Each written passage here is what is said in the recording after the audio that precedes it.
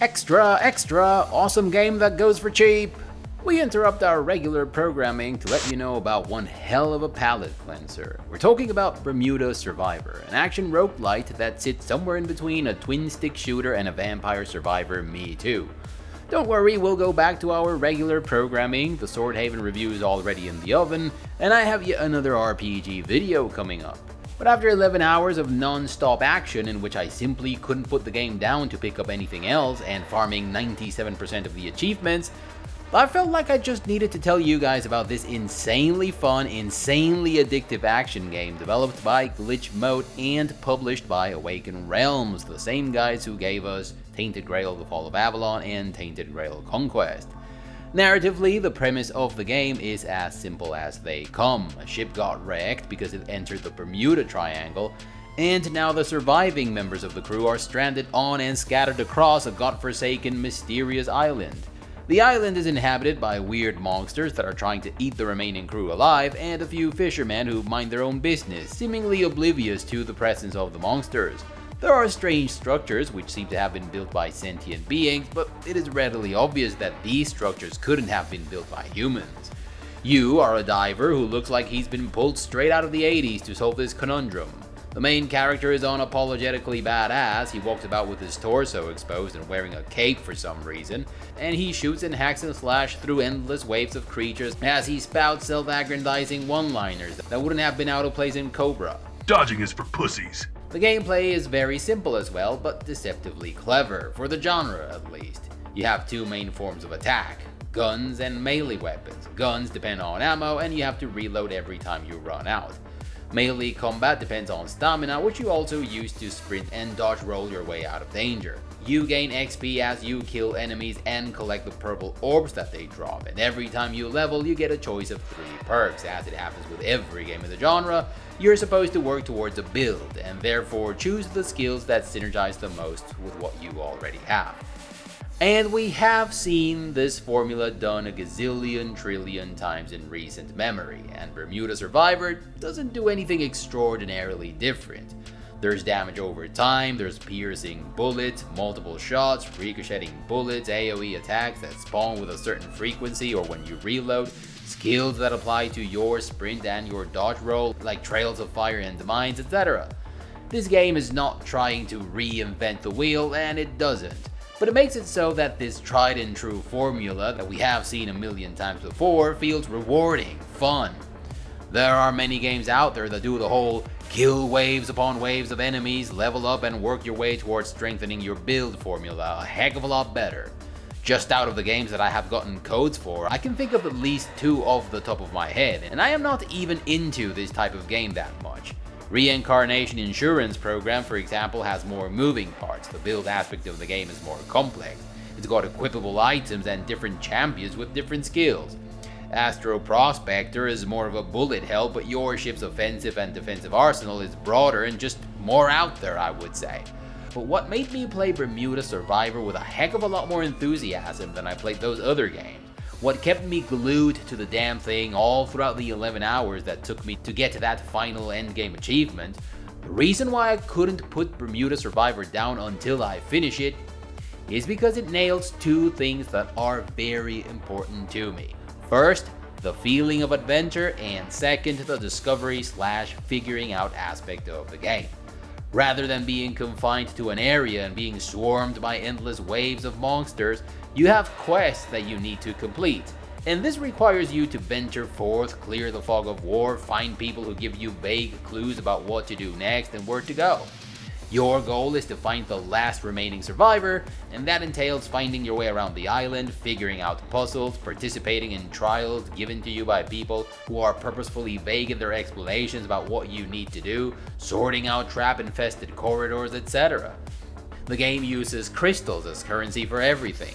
There are strange energy devices that can only be activated with a certain number of crystals. Some are connected with crates that have a selection of upgrades, others are connected to doors that you need to open in order to progress further, and some of these doors are nothing but shortcuts.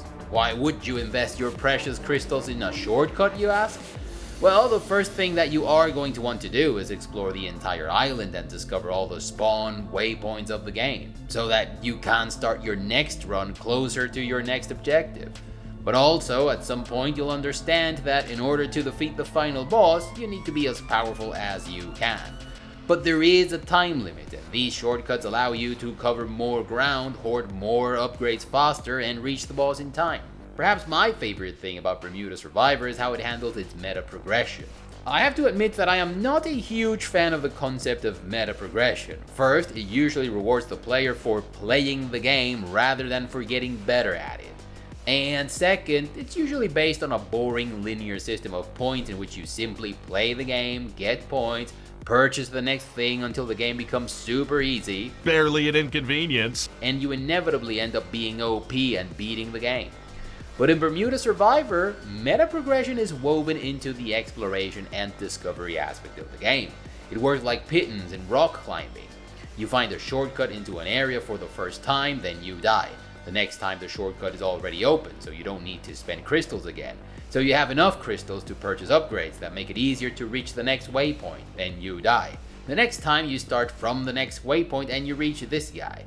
This guy has raccoons that he trains. When you pet one of the raccoons, he becomes a powerful ally in battle, and from then on out, you unlock him as a potential upgrade that you can get when you level.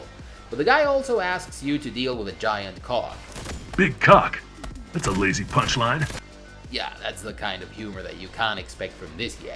So you take on the giant cock, an unpleasant task to be sure, and if you don't think so... And I got news for you.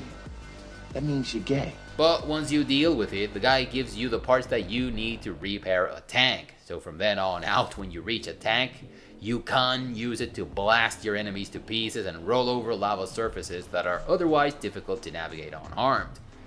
You also can use its cannon to break open a door that grants you quick access to an area. Bermuda Survivor is an absolute blast to play, but it isn't perfect, and there are a couple of things that I didn't like about it. First, the sound is bad.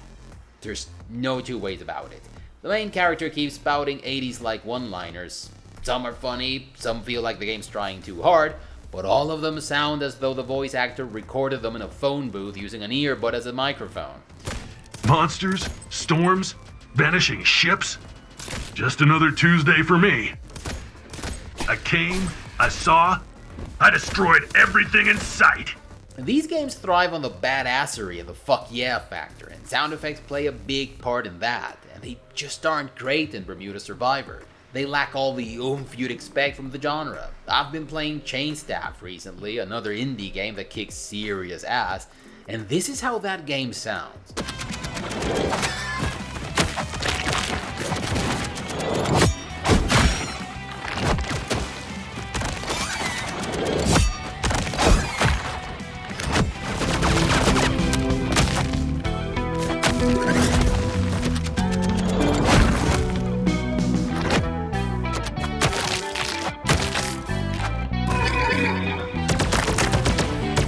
Probably the biggest issue that I have with Bermuda Survivor is the lack of enemy variety.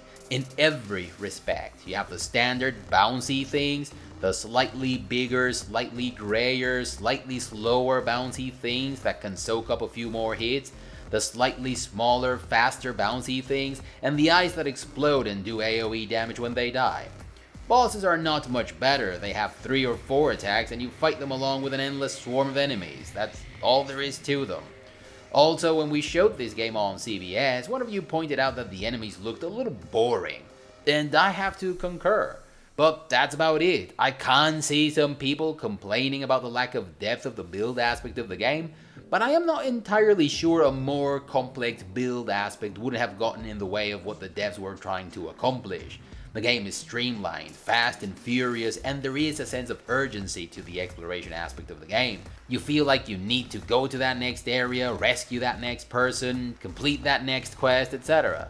Despite its shortcomings, Bermuda Survivor is an absolute blast of a game, and it currently goes for $3 in my region, which makes it a ridiculously good deal in my book.